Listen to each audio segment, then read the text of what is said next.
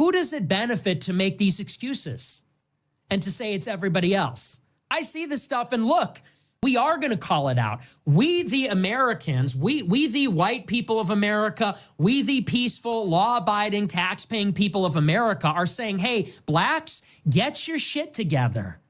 Get your fucking shit together. We are fucking tired of you. We are tired of seeing this stuff. It always seems to be you.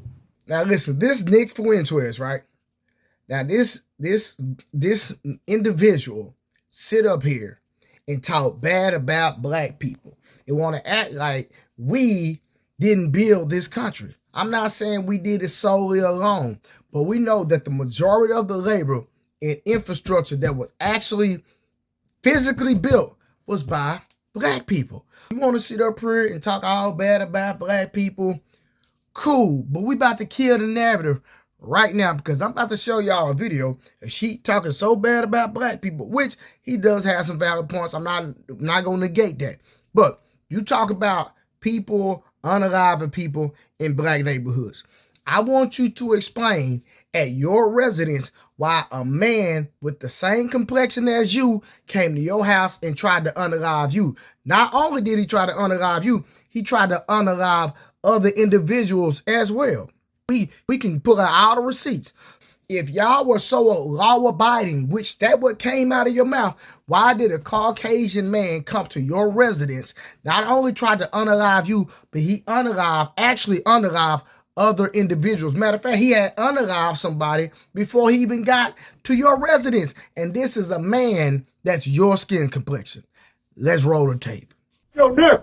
Now listen. There we go. That's a Caucasian man that unalived several other Caucasian people in the Caucasian neighborhood, but it's only going on with the narrative that Nick Fuentes is putting out there that is only in the black neighborhood. That's a lie. It's everywhere. Everything that black people are doing, other ethnicities is doing. And you don't want, listen, let me tell you something. Black people do not even compare when it comes to unaliving individuals.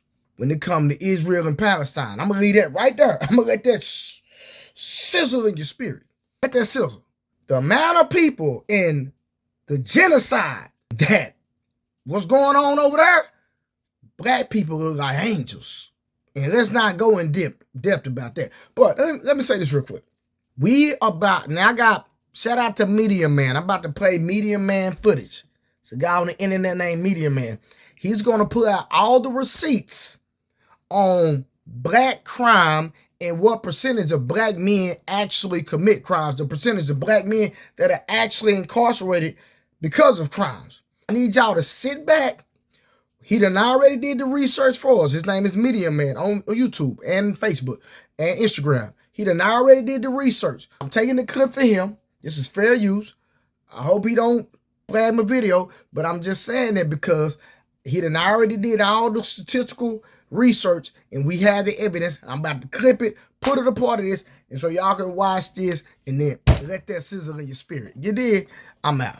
Black people in there, but then that doesn't justify the fact that we're destroying each other. Let me be clear. I understand the per capita argument. Yes, per capita statistics show black men are disproportionately represented in arrest and incarceration. But disproportion is not the same as majority. The reality is simple. The overwhelming majority of black men and boys do not commit murders, do not commit violent crimes, and are not in prison. Here's the reality of crime and murder among black men. As of 2023, there are 23.2 million black males in the United States. According to the CDC and FBI data, homicide offending among black men translate to about 70 per 100,000 in high-risk age groups. That means only 0.07% commit murder in a given year. To put it differently, over 99.9% of black men and boys do not commit murder.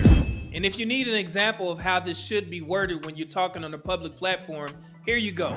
Yes, per capita, the crime rates for black men are higher compared to other groups, but we need to be precise about what that actually means. When you break the numbers down, we're really talking about only 0.7% to 1% of black men committing those crimes, which means that 99% of black men aren't even in this conversation. That's the distinction that people conveniently ignore when they weaponize crime statistics. They take a small percentage and smear it across the entire population of black men. For one, that's sloppy, it's dishonest, and it fuels stereotypes that hurts us all.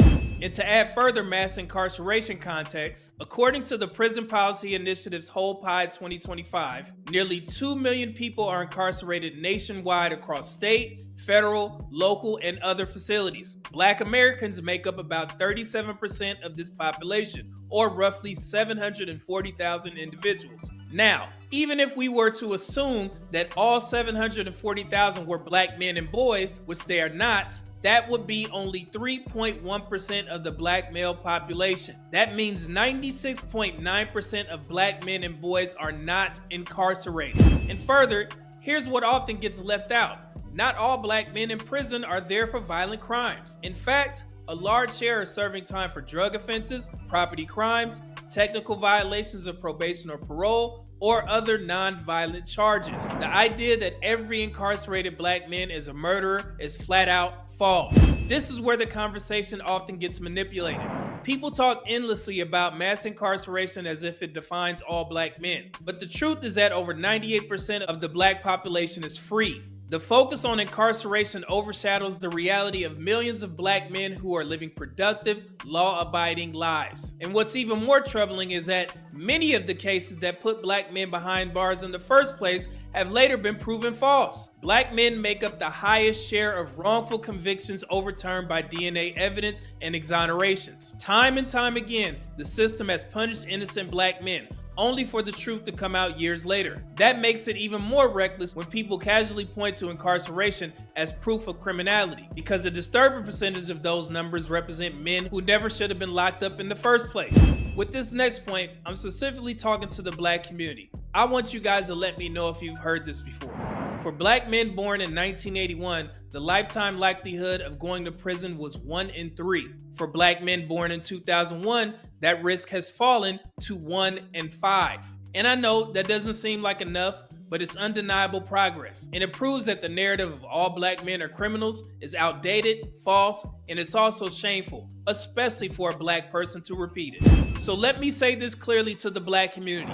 Any black person who repeats the lie that most black men are criminals is embarrassing themselves. You are weaponizing stereotypes against your own community. You are spreading disinformation that has been disproven by the very numbers I just laid out. You should be ashamed. The truth is this: black men are workers, fathers, entrepreneurs, leaders, and builders. The statistics show setbacks, yes, but they also show resilience. They also show improvement and the reality that crime does not define us. So in conclusion, black men do not commit murder. Over 96% of black men are not in prison. The likelihood of imprisonment has dropped from 1 in 3 to 1 in 5. And not all who are incarcerated are in for violent crimes. Many are there for non-violent offenses or later proven innocent. The numbers don't lie. The people who twist them do. Let's bury this false narrative once and for all and replace it with the truth, dignity, and respect for the lives of black men. And let me close by saying this. I don't agree with many of Amanda Seales' views, especially on her personal experiences with black men and dating. But when it comes to black history, reparations, and the way that she handled herself against the people on that Jubilee panel, I agree with her 100%. On that front, she stood firm in her truth, and for that, she deserves